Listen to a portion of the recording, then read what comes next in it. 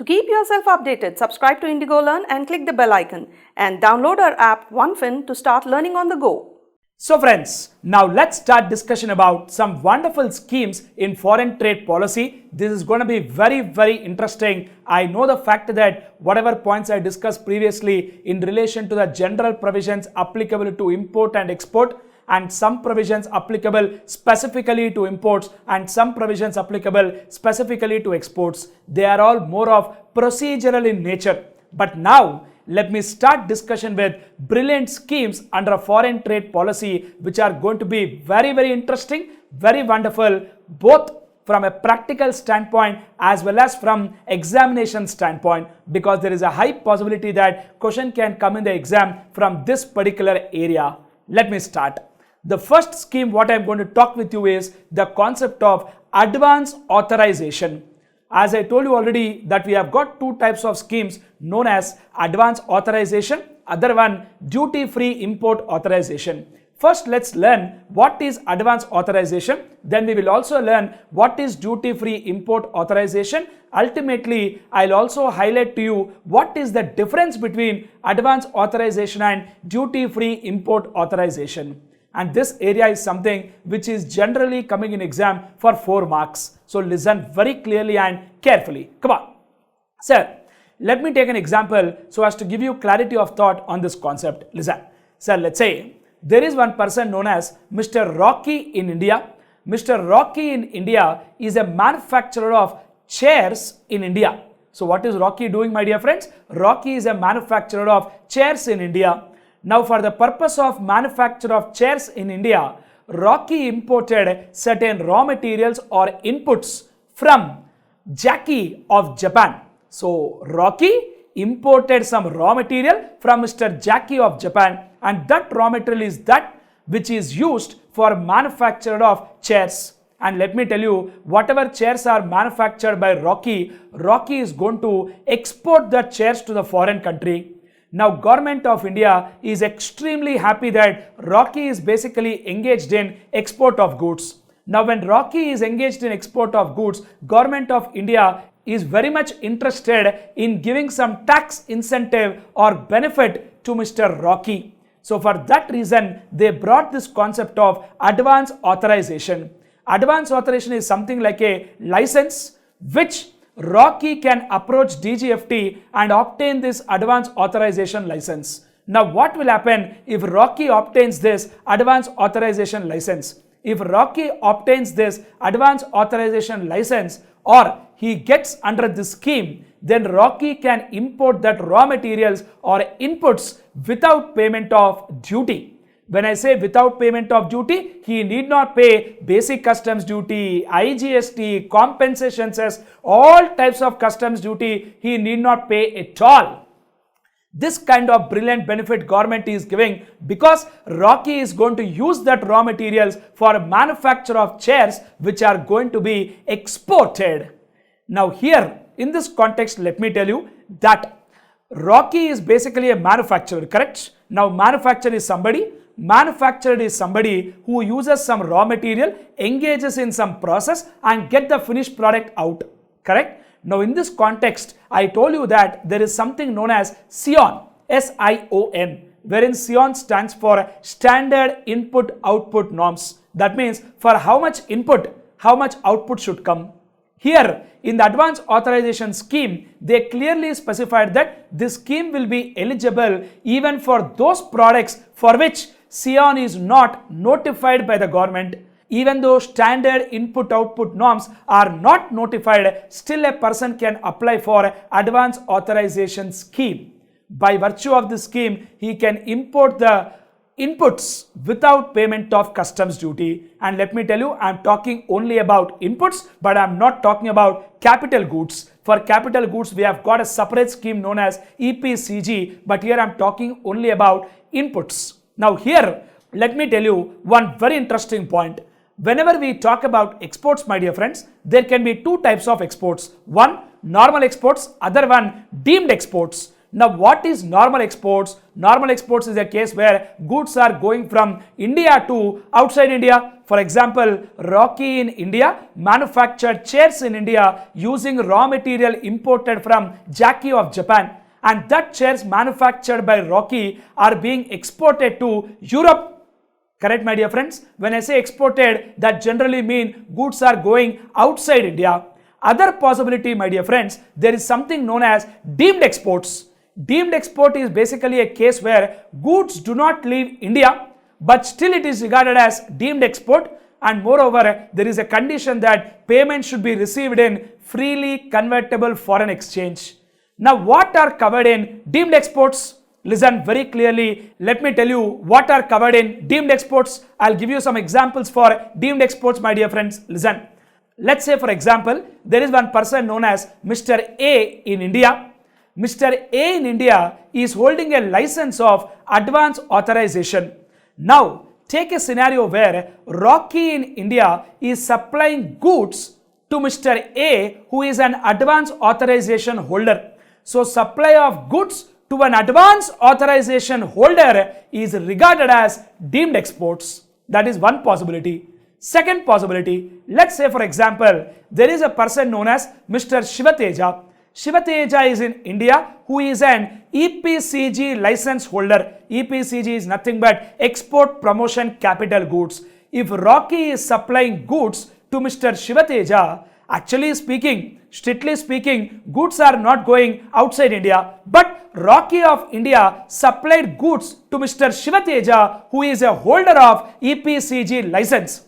That supply made by Mr. Rocky to Mr. Shiva Teja, who is an EPCG license holder, shall be regarded as deemed exports. Next, another possibility of deemed exports is supply of goods to United Nations or international organizations for their official purpose. That is also regarded as deemed exports. Another possibility, supply of goods by a registered person to an export-oriented unit. That means, for example, here, take a situation where Rocky is in India. There is another person known as Mr. X. Mr. X is an 100% EOU. EOU means what? Export-oriented unit. They do complete exports. Now, if any supply of goods is made by Mr. Rocky to Mr. X, so supply of goods by a registered person to a 100% EOU, that is also regarded as deemed exports. Now let me tell you, the bottom line of this concept is that this concept of advance authorization is not just applicable for physical exports, but will also apply for deemed exports. Deemed export is those special cases which are regarded as deemed export even though goods do not leave India, provided generally the payment should be received in freely convertible foreign exchange. However, exceptions are always there, but generally the payment should be received in convertible foreign exchange. That is the general criteria. In special cases, they might permit Indian rupees also, but general criteria is always that payment must be received in freely convertible foreign exchange. Now, going back to the example, when Rocky imported raw material from Jackie of Japan, Rocky is engaged in manufacture of that chairs. Now, why is that government gave this benefit of advance authorization to Rocky? That's because government is extremely happy that Rocky is basically engaged in exports. Correct, right? So for that reason, they have put a concept known as value addition. Value addition is a scenario where they want the export price should be higher than import price. And that is the reason why they specified that value addition should be at least 15%. 15%. That means if the import value is 1 lakh rupees, export value should be at least 1,15,000. So they kept a concept of value addition as 15%. However, let me tell you friends, in case of tea, the value addition is not 15%, the value addition should be 50%. That means if import value is 1 lakh, export value should be at least 1,50,000. Then only this benefit of advance authorization is given.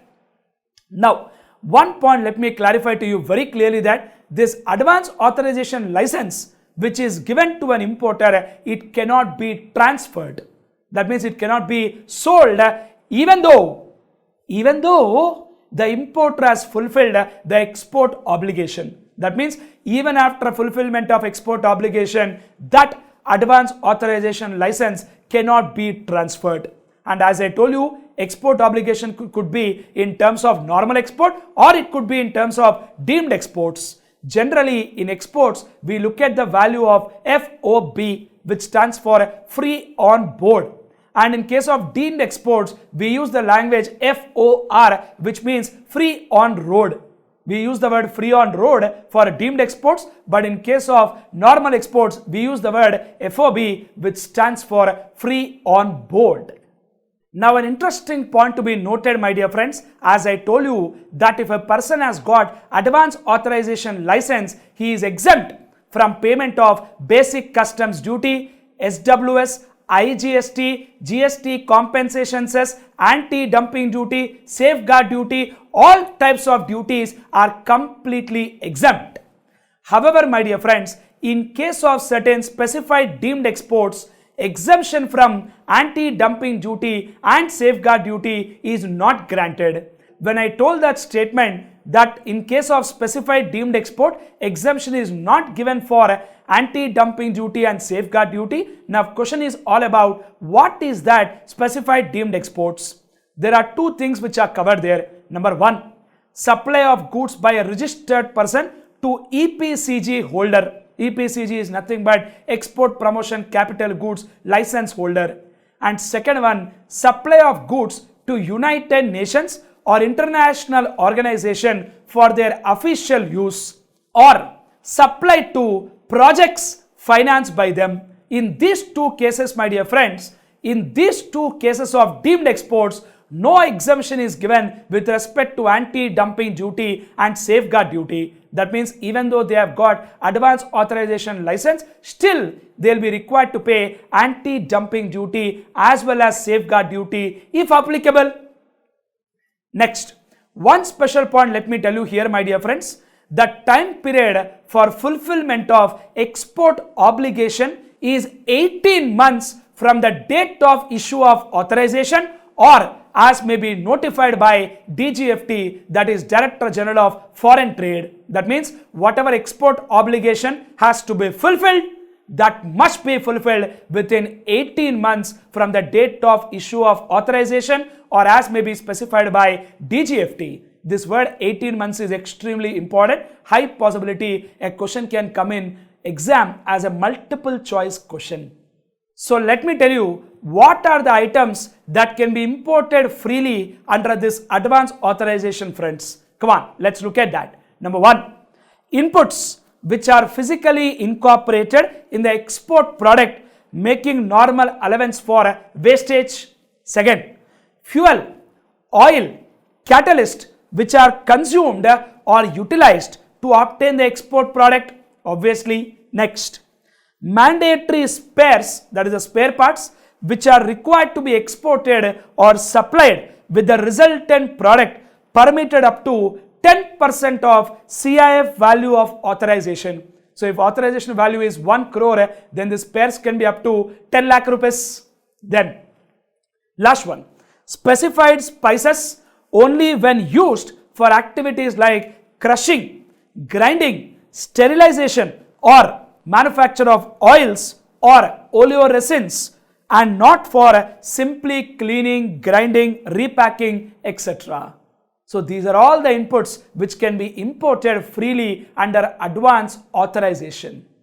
But one point to be kept in mind here is that if there are any items which are supposed to be imported only by a state trading enterprises, that is STE, in that case, my dear friends, the goods cannot be imported under advance authorization license. So if the goods are supposed to be imported through state trading enterprises, then it cannot be imported under advance authorization license. The most interesting point to be kept in mind is that whatever advance authorization license our friend Mr. Rocky has got, that advance authorization license, my dear friends, as well as the materials or raw materials or inputs imported by Mr. Rocky cannot be transferred, my dear friends. That means this advanced authorization license as well as materials imported by Rocky are subject to actual user condition. That means that cannot be transferred even though export obligation is fulfilled. But one point to be noted there is that whatever products are manufactured by Rocky, that is, whatever chairs are manufactured by Rocky, that can be sold within India after export obligation is fulfilled.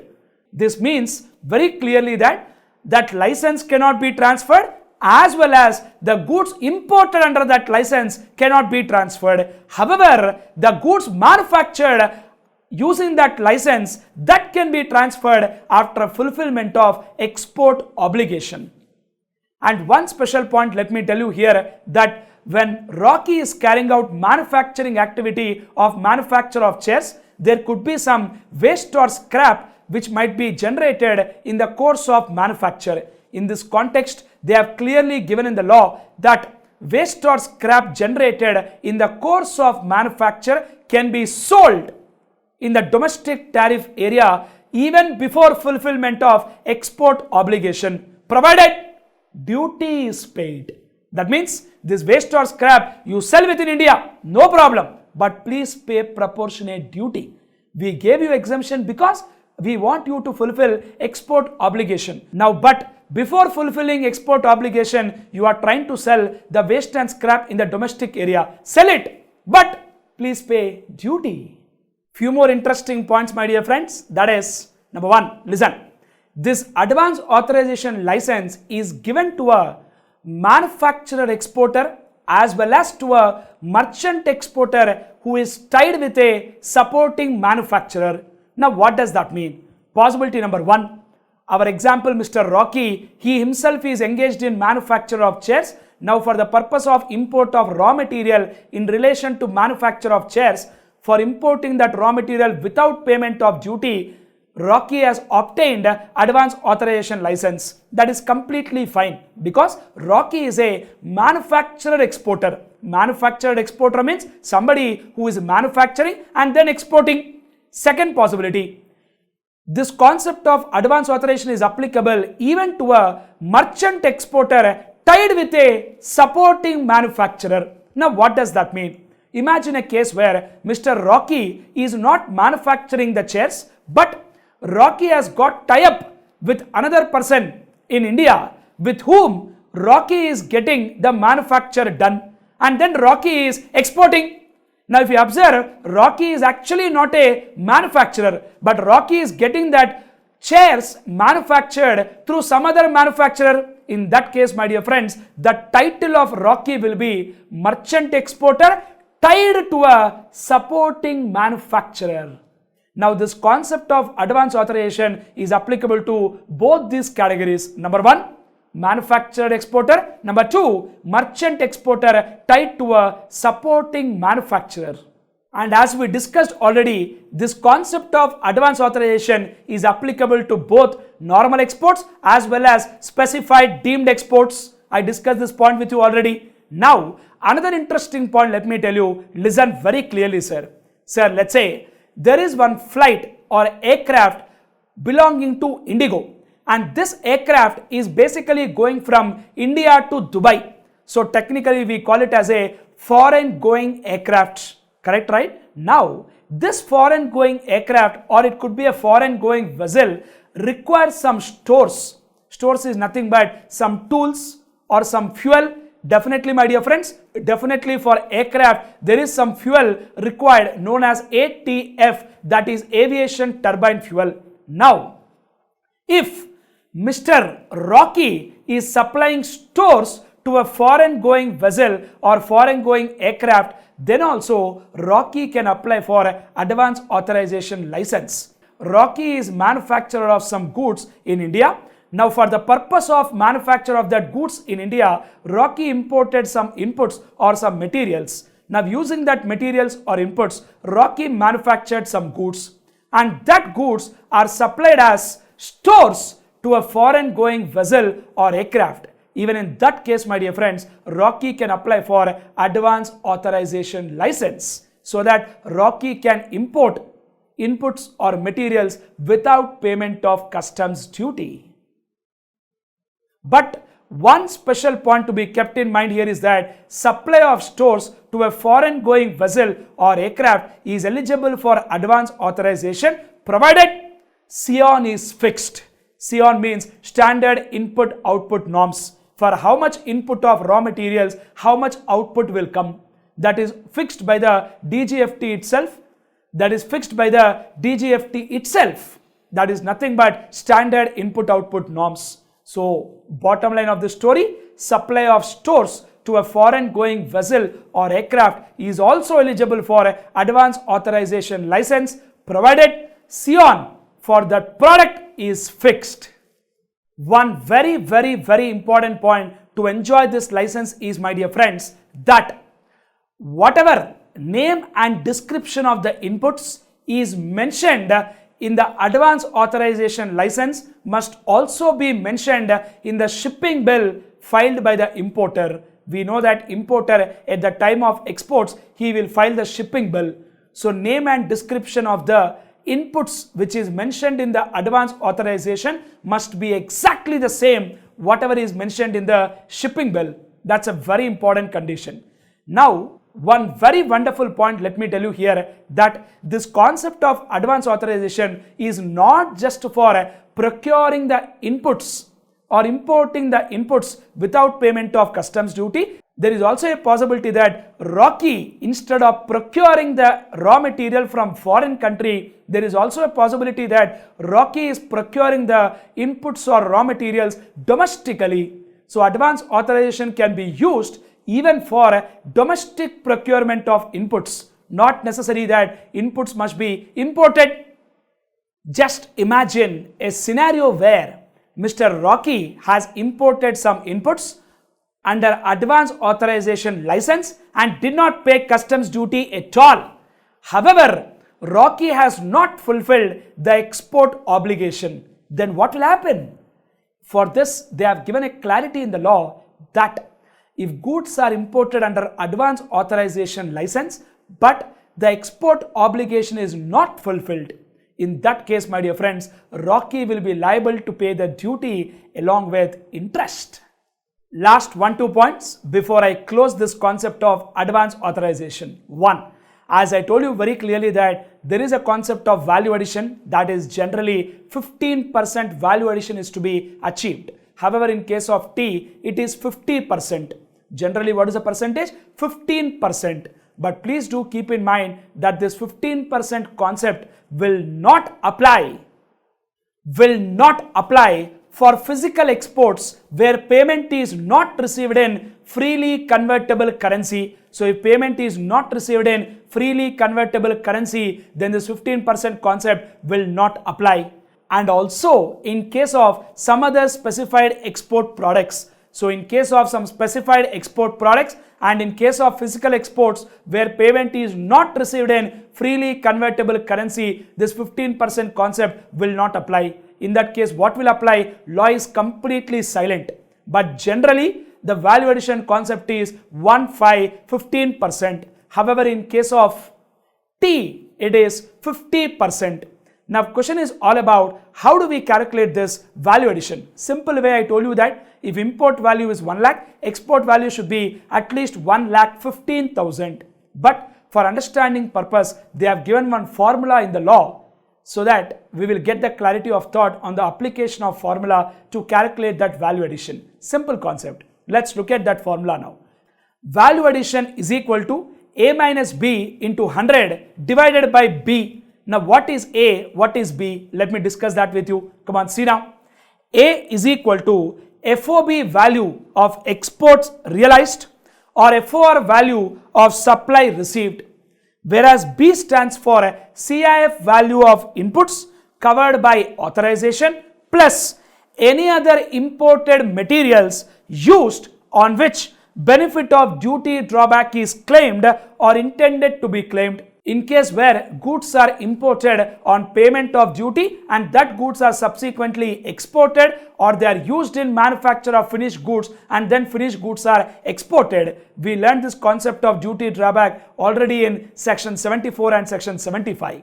So friends, here what does A stands for? A stands for FOB value of exports realized or FOR value of supply received, whereas B stands for CIF value of inputs covered by authorization plus any other imported materials used on which benefit of duty drawback is claimed or intended to be claimed.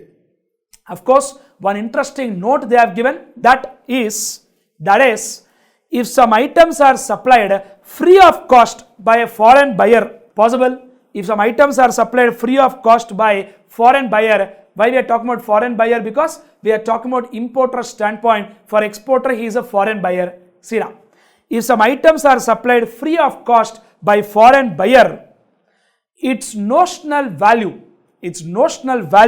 will be added in the CIF value of import as well as FOB value of export for the purpose of calculating value addition. Some items are supplied free of cost by foreign buyer, that is included both in CIF value as well as FOB value.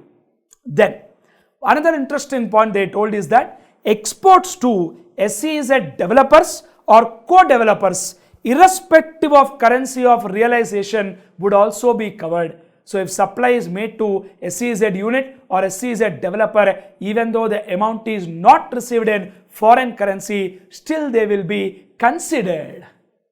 Finally, one last concept in this advance authorization, my dear friends, I am talking about annual advance authorization. That means we can directly obtain advance authorization not for a particular imports but for the entire annual basis as a whole.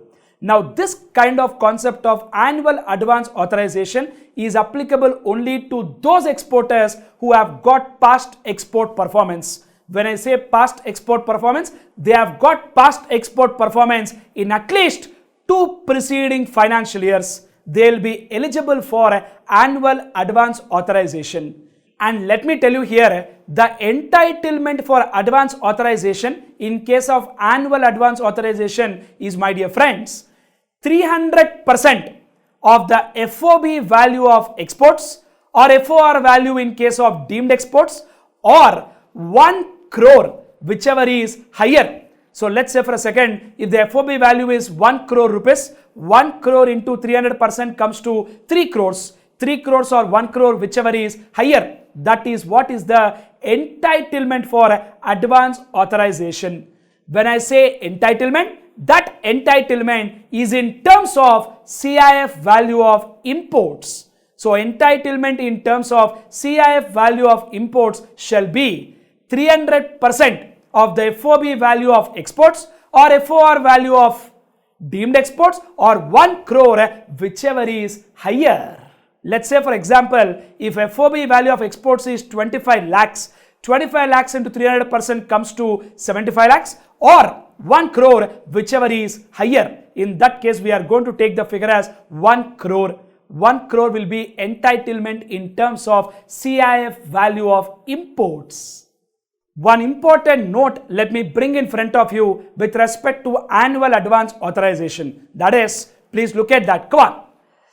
Authorization for annual requirement shall be issued only where scions or valid ad hoc norms exist on the date of issue of authorization. It is not available on self-declaration basis. It should not be on self-declaration. Importer should not self-declare by himself what will be the export, what will happen, all that. Importer should not self-declare by himself. That self-declaration is not valid. That self-declaration is not valid. That is where they clearly told the point that authorization for annual requirement shall be issued only where scions, that is standard input output norms, or valid ad hoc norms exist on the date of issue of authorization. That means that on the date of issue of authorization, either scion or valid ad hoc norms must exist. Only then they will give annual advance authorization. So friends, that's the end of story of this wonderful scheme known as advance authorization scheme. I'm sure we got a complete conceptual clarity as to how this scheme is working on a real-time basis also. very practical, very important. Lot of exporters do not have an idea that they have got some benefits like this under a foreign trade policy. So just imagine if in case where there is an exporter like this, if he can happily import the raw materials or inputs without payment of duty, how much funds he will save, sir? That's a great benefit to him. And as a chartered accountant, as a professional, it's our duty to make sure that we enlighten our clients with respect to the schemes available. That's where we provide a value addition to him.